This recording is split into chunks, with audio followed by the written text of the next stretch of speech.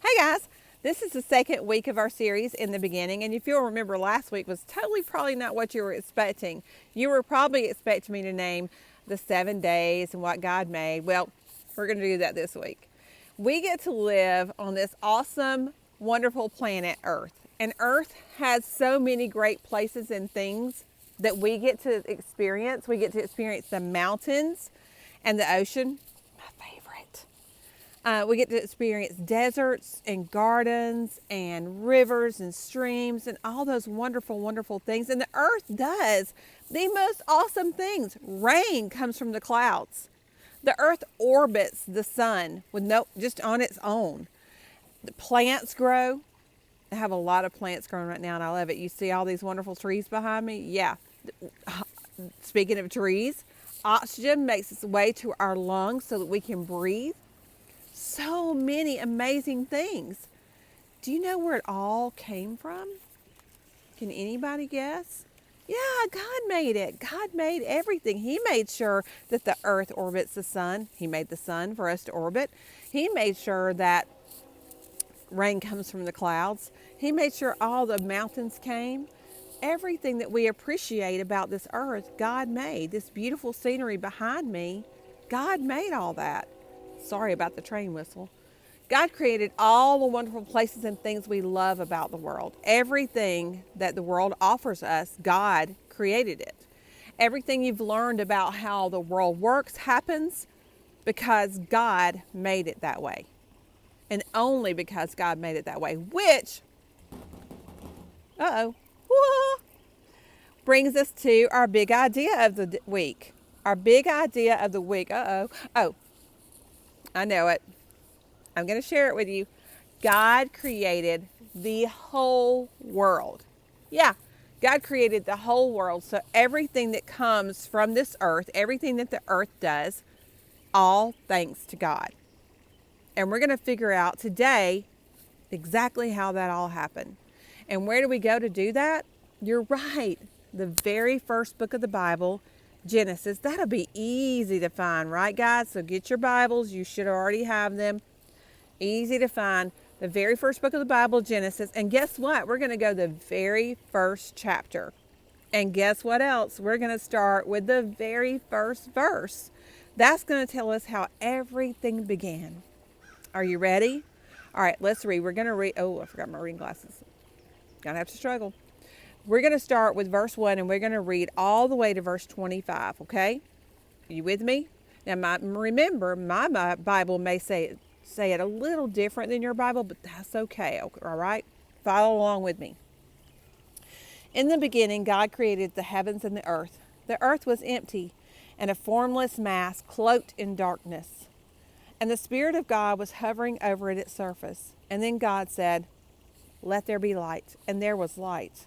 And God saw that it was good. And then he separated the light from the darkness. And God called the light day and the darkness night. Together these made up one day. Got that? And God said, "Let there be space between the waters to separate water from water." Okay, and so it was. And God made the space to separate the waters above from the waters below. And God called the space sky. And that happened on the second day. Got it?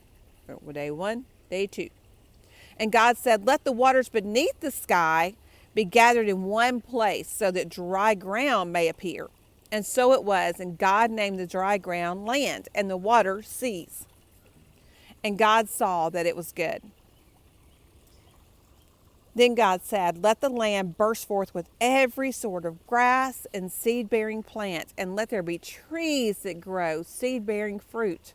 And the seeds will then produce all kinds of plants and trees from which they came from." And so it was. And the land was filled with seed-bearing plants and trees, and their seeds produced plants and trees of like kind.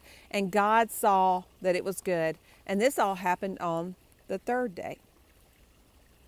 And God said, "Let bright lights appear in the sky to separate the day from the night. And there will be signs to mark off the seasons, the days, and the years. And let their light shine down upon the earth." And so it was. For God made two great lights, the sun and the moon. The greater one, the sun, presides during the day, and the lesser one, the moon, presides throughout the night. And he also made the stars. And God set those lights into heaven on the earth, and to govern the day and night, and to separate the light from the darkness. And God saw that it was good. This all happened on the fourth day. And God said, "Let the waters swarm with fish and other life, and let the skies be filled with birds of every kind." So God created great sea creatures and every sort of fish and every kind of bird. And God saw that it was good. And then God blessed them, saying, "Let the fish multiply and fill the oceans, and let the birds increase and fill the earth." And this all happened on the fifth day. And then God said, "Let earth bring forth every kind of animal, livestock, small animals, wildlife." And so it was. And God made all sorts of wild animals, livestock, and small animals, each able to produce more of its own kind. And God saw that it was good. I'm going to read a little bit further. And then God said, "Let us make people in our own image to be like ourselves. They will be masters over all life, the fish in the sea, the birds in the sky, all the livestock, the wild animals, the small animals." So God created people in his own image. God patterned them after himself, male and female, he created them. And God blessed them and told them, "Multiply and fill the earth and subdue it. Be masters over the fish and the birds and all the lands." And God said, "Look, I have given you seed-bearing plants throughout the earth and all the fruit trees for your food. And I have given you all the grasses and other green plants and the animals and the birds for their food." And so it was. How about that? That was the sixth day. And you all know what brought on the seventh day, right? God worked really, really hard and finished it up. No, that's not what happened. God rested on that seventh day. Yeah, that's what he did. He rested on that seventh day. So we just want to review those days. Can you help me? Can you remember what happened on the first day? Remember, God made light, day and night. He made day and night on that first day. And then he separated the waters on the second day. Remember that? He made the sky and the seas. And then on the third day, he made land appear and made all the trees grow and all the plants and everything got to reproduce. Yeah, that was just all that was on the third day. And then on the fourth day, God made the bright lights appear, and he made the sun and the moon and the stars in the sky. Remember that? That was all on the fourth day. And on the fifth day, he put what? Can you remember? He put the fish in the water, and he put the birds in the air, and he put the animals on the land. And then on the sixth day, God made people. He made Adam and Eve. It doesn't name them right here in this verse, but it does later on. You can read that. I know you can. And then on the seventh day, God rested. Now, you know, at the end of every day, he did say one thing at the end of every day. At the end of every day, God said, "It was good." Wouldn't that be great to say that at the end of every one of your days? It was good. Something to think about, huh? You can make that happen at the end of every day. I hope you can say it was good. So at the end of that seventh day, he rested. Why do you think he rested? You think he was tired? Probably not. He's God, so I don't think he gets tired. We give him a lot to do, and he never gets tired of us. So I think he rested to show us that we need to rest too. We need to work for 6 days, and on that seventh day, we need to rest. That's what we call the Sabbath. That's why we go to church on a Sunday. We honor that as our Sabbath day. And after church, we go home, we have some lunch, and then maybe we just hang out for the rest of the day and chill. I hope you get to do that anyway. Some people do have to work, but God rested on that seventh day, so we have to find some time in there to have some rest. It was important to God to show us that he rested so that we would be allowed to rest too. So I just told you how the world was totally created, how everything you see every day came to be. Isn't it incredible? Do you realize that the whole world came to be just with God's voice. He spoke and it was. I don't think he had a magic wand in heaven. I don't think he waved things around like we see on TV sometimes. I think he spoke and it was. And that's important. Kind of shows you how powerful God is, number one. He just spoke and it was. Can you imagine just being able to speak and say, I need a tree here, and a tree would be there? God can do that. He's that powerful. That powerful. Can you imagine he spoke and mountains rose, oceans formed, and creation just began? Wow. But you know what else it tells me? That shows me how powerful God is. But it also tells me how powerful words are. Words are so powerful. So I challenge you to do two things this week. Okay?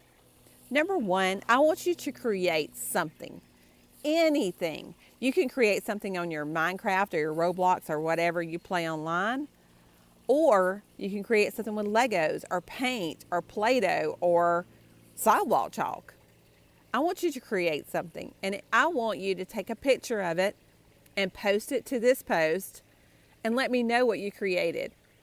Creating things is so much fun, and God is not the only person in this world that can create things. You can create things too. He gave you that ability. So I would love to see your creations, because you know why? They're just as important. Number two, your second challenge of the week. I want you to really be careful with your words this week. Words are powerful. God made a mountain rise up out of the earth with a word. He created a human being with a word, nothing else. A living, breathing human being, just like me, just like you, with a word. Words are so powerful. So I want you to be really careful with your words this week. And I know it's easy to throw out those awful words and you think nothing of it, especially if they are kind of a habit. And we all do that. Even Miss Tammy does it sometimes. And I'm going to be careful with my words this week. I really am. Because I need to be. We all need to be very careful with our words. Because I think if we're very careful with our words, maybe we'll be a little bit more careful with our actions. Don't you think so?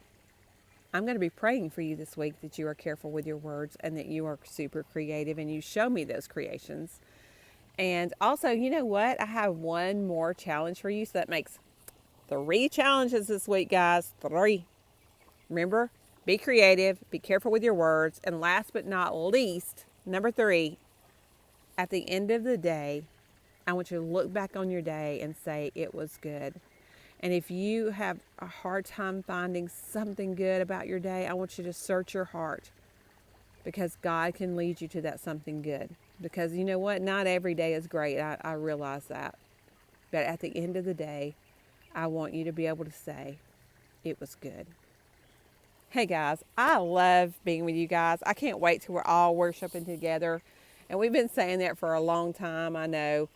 And I know it's hard on you guys not being able to, maybe hang out with all your friends and stuff, but it won't be much longer, maybe. I'm praying. You start praying for your community that you're in to be safe from the coronavirus. And I'll be praying too, so that we can all be together soon. Thanks, guys. This was good.